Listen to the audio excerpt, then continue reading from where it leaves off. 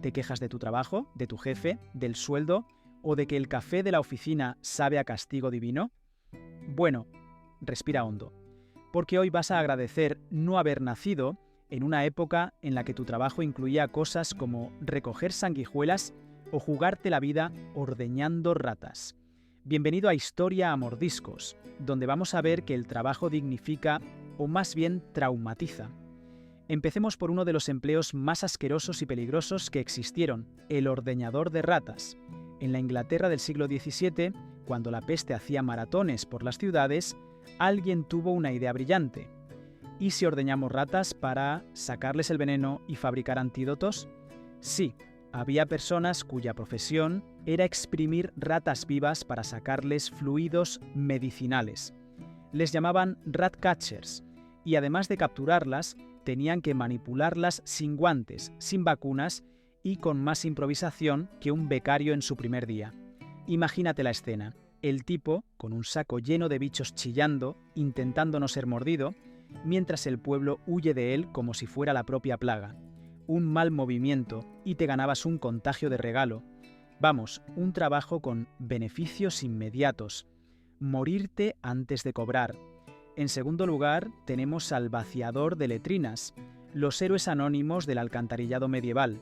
Antes de que existiera el váter moderno, existían los pozos negros. Y alguien tenía que vaciarlos. De noche, con cubos, bajando a cavar entre desechos humanos. Sin ventilación, sin máscara y con un riesgo altísimo de morir asfixiado por gases de metano. Hubo casos de gente que literalmente se ahogó en... Bueno, ya sabes en qué, y aún así, este trabajo era considerado estable. Eso sí, cobraban bastante bien, porque nadie más quería hacerlo, claro. En tercer lugar, tenemos al recogedor de cuerpos. Durante las pestes y guerras, el servicio de limpieza urbana no eran los barrenderos, sino ellos, los encargados de juntar cadáveres hinchados y apilarlos en fosas comunes. Pagaban poco, el olor era indescriptible y su único equipo de protección era la esperanza y una vela. A cambio, disfrutaban de algo muy exclusivo para la época, una distancia social envidiable. Nadie quería acercarse, ni siquiera para dar las gracias. Si sobrevivías una semana en ese oficio, ya podías considerarte un privilegiado, o directamente inmortal. Y si hablamos de trabajos que daban miedo, en el cuarto puesto está el catador de veneno. Si pensabas que tu trabajo es estresante, imagina que el tuyo consiste en probar la comida del rey y esperar unos minutos para ver si sigues vivo. No había contrato fijo ni indemnización. Si morías, te sustituían antes del postre. Era como jugar a la ruleta rusa, pero con cuchillo y tenedor. Algunos catadores desarrollaron un olfato increíble para detectar venenos. Otros, bueno, simplemente no llegaron a contarlo. Un empleo donde cada comida podía ser tu última cena. Y ahora, atención, que llega un oficio que demuestra que en Roma todo valía si daba dinero: el recolector de orina. Sí, existía gente que iba por las calles con cubos recogiendo la orina de los ciudadanos. No por fetiche ni por locura, sino porque era útil. El amoníaco servía para curtir pieles y lavar ropa. Así que los romanos literalmente limpiaban sus túnicas con pis. Eso sí, eran gente emprendedora, iban casa por casa, recolectaban el material y lo revendían a los talleres. Una especie de recolectores de reciclaje, versión olor a demonios. El negocio era tan rentable que el emperador Vespasiano decidió ponerle impuestos a la orina. Su hijo se quejó, lógicamente, y el emperador le soltó la frase que haría historia: el dinero no huele. Y tenía razón, aunque en este caso debía de ser discutible.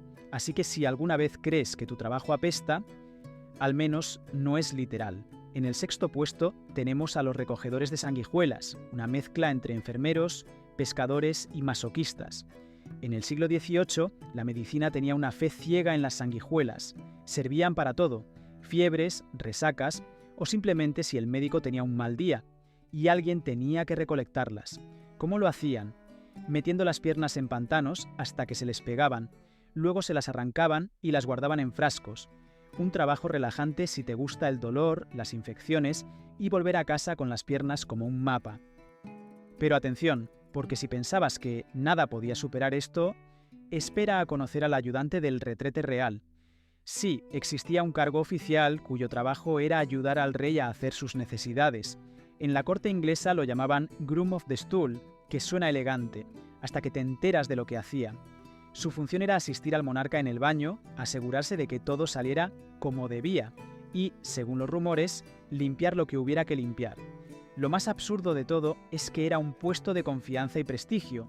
Solo los nobles cercanos al rey podían acceder a ese honor. Y claro, el ascenso era rápido, porque nadie quería ocupar su puesto por mucho tiempo. Así que sí, había quien literalmente hacía carrera profesional por estar al lado del trono, en el peor momento posible. Después de tuntobarro, sangre y reyes en apuros, pasamos a un trabajo que suena más tranquilo, casi poético: el encendedor de farolas.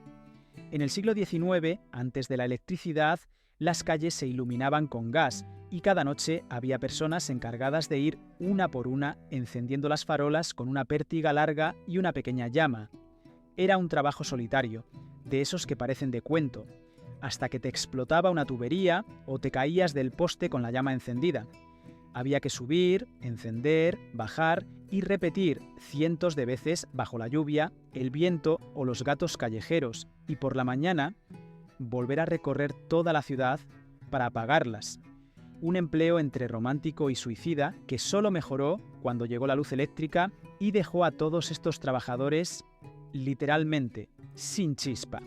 Y cerramos este top con una joya de la revolución industrial: el despertador humano. Antes de que existieran los relojes despertadores, había personas cuyo trabajo era ir por las calles con un palo largo golpeando ventanas para despertarte. Los llamaban knocker-uppers. Algunos usaban cañas de bambú, otros tiraban piedras pequeñas, y los más profesionales incluso llevaban cañas de aire comprimido. Eran despertadores humanos con la precisión de un reloj suizo y el tacto de una cacerola. No había botón de posponer, aunque los clientes seguro lo intentaban, con insultos. Era un oficio de confianza. Si tu despertador humano era puntual, le pagabas. Si no, te quedabas dormido y sin trabajo. Así que la próxima vez que tu jefe te mande un correo a las 10 de la noche, piensa que podrías estar ordeñando ratas, cavando letrinas o recogiendo orina bajo el sol. Y si te dicen que hay que ponerle pasión al trabajo, recuerda, algunos ya lo daban todo, incluso la vida. Y ahora cuéntame en los comentarios, ¿en cuál de estos trabajos crees que durarías menos de una jornada? Si te ha gustado este repaso por los empleos que harían llorar a cualquiera, dale a like, suscríbete y activa la campana. Nos vemos en el siguiente mordisco a la historia.